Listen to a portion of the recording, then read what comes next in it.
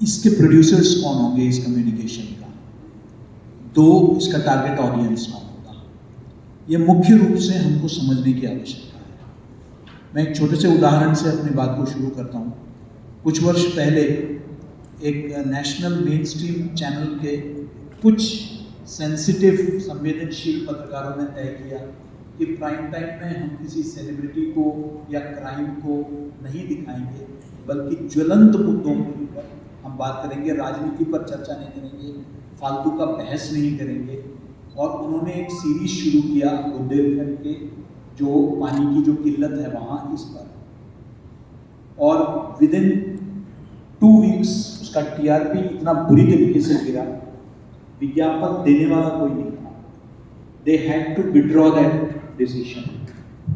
ये एक रियलिटी है जिसको एक कमर्शियल सिनारियो में आज के जो मेन स्ट्रीम चैनल्स हैं उनके लिए कितना वायबल है डेवलपमेंट कम्युनिकेशन, तो हमारा टारगेट ऑडियंस क्या है इसको समझने की आवश्यकता है। उनके आज हम कहते जरूर है, देखिए आप फिल्म स्टार्स को दिखाते हैं, आप राजनीतिक बहस करते हैं, लेकिन जब आप देखने वाले कौन, मेन स्ट्रीम इश्यूज नहीं उठता है, ये हम बोलते जरूर हैं, बट देखने के लिए ऑडियंस चाहिए।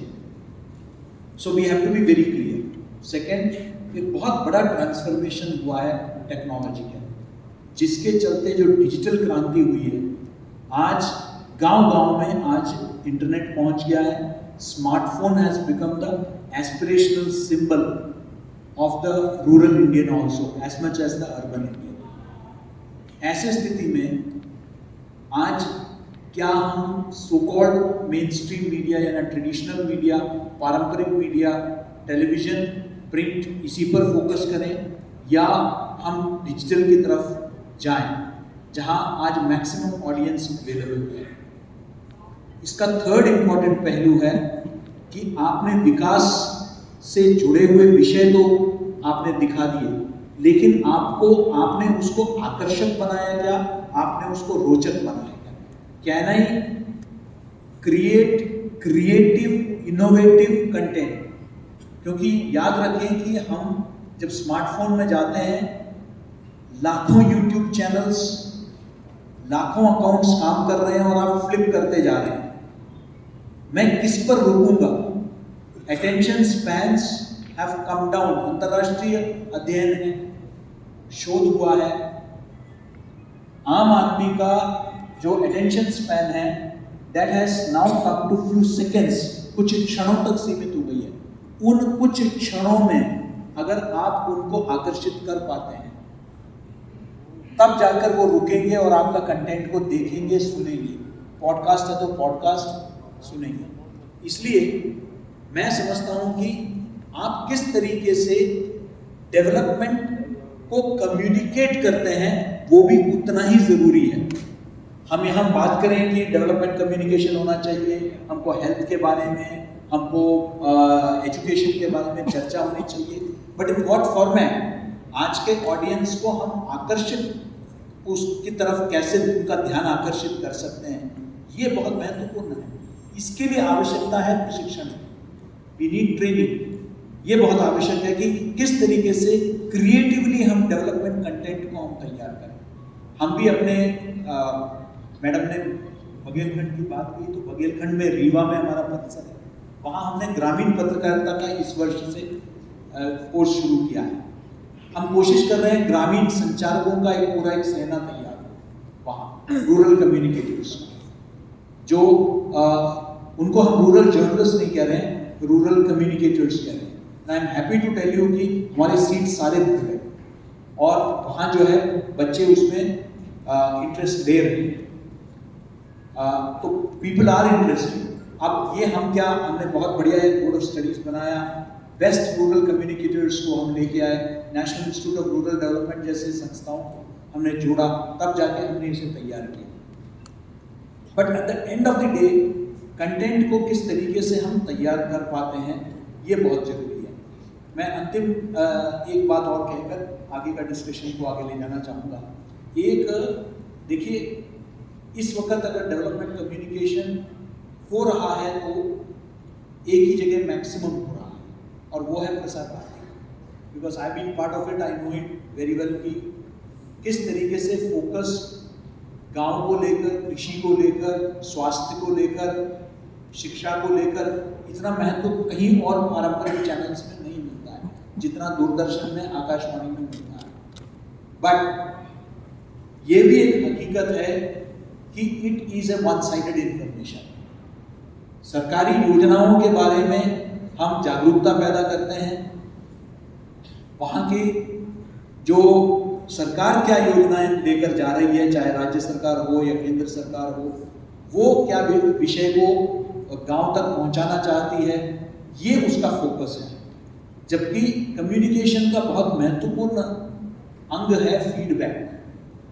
कम्युनिकेशन तब प्रभावी माना जाता है जब दो तरफा, it has to be a dialogue, और ये डायलॉग नहीं है, क्योंकि वहाँ अब जैसे कोई भी योजना है, उस योजना का लाभ, उसकी कमियां, ये भी समझने की उतनी ही आवश्यकता है जितना लाभ के बारे में जानकारी देना, तभी जाकर वो सफल होगा जाना। इसलिए हमको ये भी जरूरी है कि इन विषयों पर हमको फीडबैक, और सिर्फ योजनाएं ही नहीं है, विकास संचार या विकास पत्रकारिता में जो मुद्दे, जो सामान्य वहाँ के व्यक्ति, जो उनकी आकांक्षाएं, उनकी शिकायतें, उनकी समस्याएं, और उसका स्थानीय स्तर पर जो समाधान हो सकता है, क्योंकि सारे समाधान दिल्ली या भोपाल में नहीं है, समाधान उसी गांव में, उसी कस्बे में हमें निकालना होगा। तो उसका क्या व्यवस्था हो सकता है, इस पर भी चर्चा होना बहुत आवश्यक है। और एक बहुत ही सार्थक पहल जो 2002 में लिया गया था, वो उस वक्त ये तय किया गया था कि देश भर में कम्युनिटी रेडियो स्टेशंस या सामुदायिक रेडियो स्टेशंस स्थापित किया जाएगा। ये अंतिम बात। ये सामुदायिक रेडियो स्टेशंस, बड़े अफसोस के साथ कहना पड़ रहा है, सरकार के बहुत प्रयासों के बावजूद आज भी जो है मुश्किल से 250 कम्युनिटी सामुदायिक रेडियो स्टेशंस फंक्शनल है इस देश में।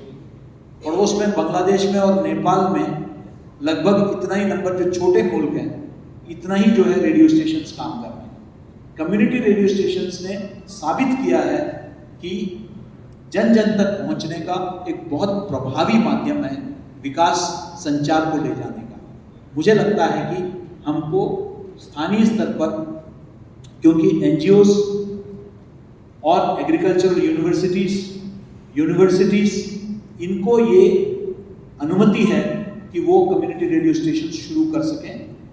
और यहाँ एक प्रयोग वन्या रेडियो के माध्यम से मध्य प्रदेश में हुआ है, लेकिन वो जनजातीय क्षेत्रों के लिए सीमित था। मेरा ये मानना है कि कम्युनिटी रेडियो स्टेशन को एक मूवमेंट की तरह हमको आगे बढ़ाने की ज़रूरत है। उसके लिए जो भी प्रशिक्षण की ज़रूरत है, वो उसमें हम विश्वविद्यालय उसमें भागीदार बनने के लिए तैयार हैं। और विकास को लेकर भी जो हमारे जो ग्रामीण अंचलों में काम करने वाले हमारे पत्रकार बंधु हैं, उनको विशेष प्रशिक्षण की आवश्यकता है, स्किल अपग्रेडेशन की आवश्यकता है। और उसमें भी मैं आश्वासन दिलाना चाहता हूँ कि माखनलाल चतुर्वेदी राष्ट्रीय पत्रकारिता विश्वविद्यालय, हमारे 4 परिसर भी प्रदेश में हैं, हम मिलकर, आप लोगों के साथ मिलकर, AIGPF के साथ मिलकर हम ऐसा training program, short term modules हम लोग करने के लिए तैयार है, ताकि हमारे जो ग्रामीण अंचलों में भी जो कार्य करने वाले जो पत्रकार बंधु हैं, उनको इसके बारीकियों के बारे में हम समझा सकें। धन्यवाद। Thank you professor Suresh. आपने एक डायमेंशन जो डेवलपमेंटल जर्नलिज्म का जिसमें जो प्रैक्टिकल इश्यूज आते हैं, क्योंकि जैसे बहुत सारे जो टर्म्स हैं, इश्यूज है, बहुत फैशनेबल हो जाते हैं, बट उसके हमको प्रैक्टिकल इश्यूज भी हमको देखना पड़ता है। तो उस पर आपने बहुत अच्छा हमको इन्फॉर्मेशन दिया, बहुत धन्यवाद। और आपने ट्रेनिंग के बारे में भी बताया है, और इसमें आप पूर्ण सहयोग करने की भी बात करी है। इसके लिए आपका बहुत बहुत धन्यवाद। अब